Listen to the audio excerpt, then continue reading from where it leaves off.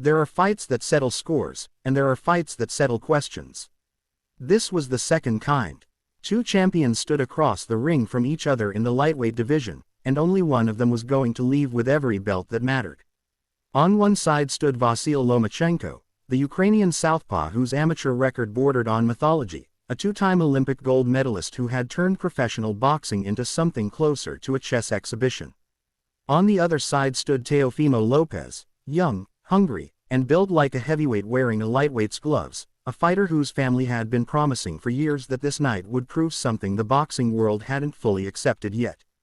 Before the opening bell had even rung, the tension between them was already visible, the kind of stare that told anyone watching that neither man was interested in theater.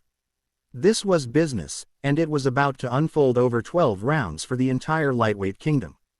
Lomachenko had spoken beforehand about what this fight meant to him, describing it as the biggest of his career, a step toward completing a dream that had started on the Olympic stage and now demanded one more chapter in the professional ranks.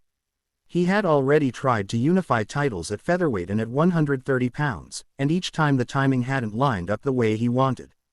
Now, at 135, he had his opportunity, arriving off the back of a spectacular second-round demolition of Luke Campbell just months earlier.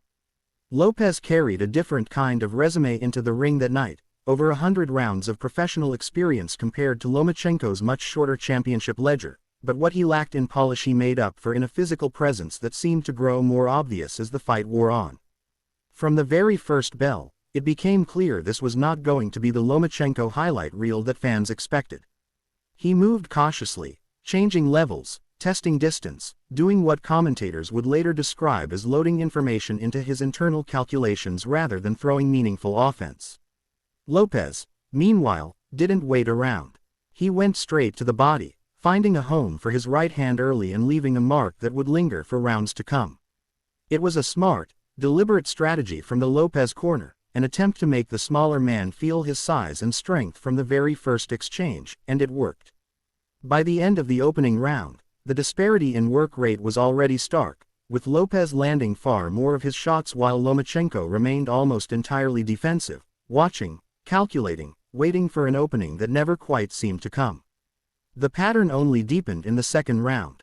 Lopez landed a heavy body shot early that visibly affected the champion, and by the time the round ended, the volume numbers told their own story, nearly 30 punches thrown by Lopez compared to a handful from Lomachenko. What made it more striking was the physical transformation in Lopez himself, visibly bigger and stronger than he had looked at the weigh-in the day before, filling out his frame in a way that made him look entirely comfortable at a weight class that had never quite fit Lomachenko as naturally. Analysts at ringside noted that Lopez was widely regarded as the more natural lightweight of the two, someone who had simply been waiting for the right opportunity to unify instead of chasing smaller fights at 130 pounds. Still, there were flashes, small reminders of who Lomachenko was, including a sharp counter combination near the end of the round that hinted at the version of the champion everyone had been expecting to show up in full force. By the third round, the storylines were setting in. Lopez had his father and longtime supporters in his corner delivering fiery, confident instructions, a corner that clearly believed control of the fight belonged to them.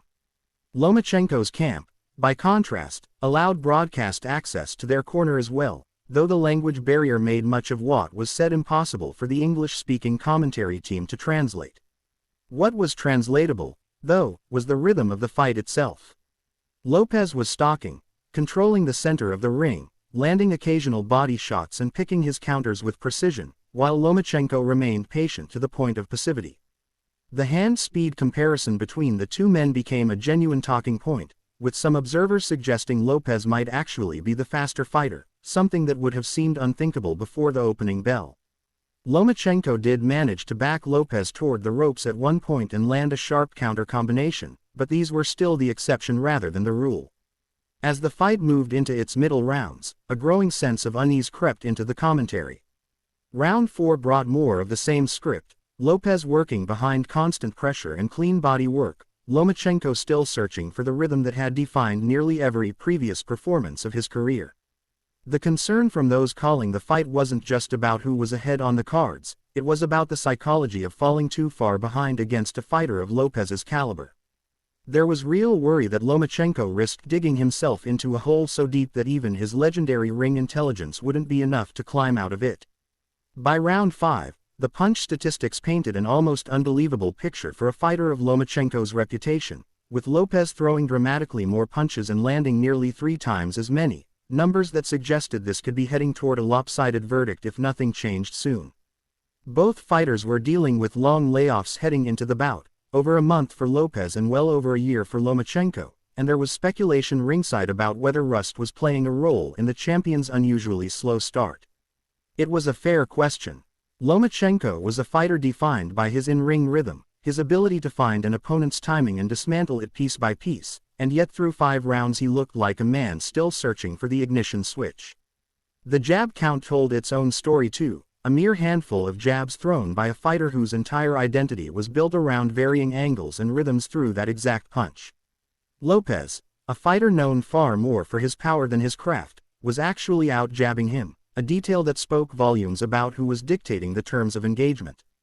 Round 6 brought a brief scare when the two fighters' heads clashed, prompting a stern warning from referee Vasyl Lomachenko, a reminder of how physical and increasingly tense the fight had become. Lopez ended the round with one of his biggest shots of the night, a genuine punctuation mark on the first half of the contest, while Lomachenko continued to rely almost entirely on his defense rather than building any real offensive rhythm. By the 7th round, with all the major belts in the sport hanging in the balance, the broadcast team openly wondered whether the fight might be a clean sweep so far for the challenger. It was a remarkable admission given who they were discussing. This was a fighter with an amateur pedigree that bordered on absurd, a 2-time Olympic champion who had never faced anything resembling this kind of physical disadvantage in his professional career, not even in his toughest previous tests. Lopez's camp had been promising for weeks that their fighter would make this look easy, and through 7 rounds, that promise was being kept almost to the letter. Something shifted, however subtly, in round 8. The two men finally engaged in real exchange.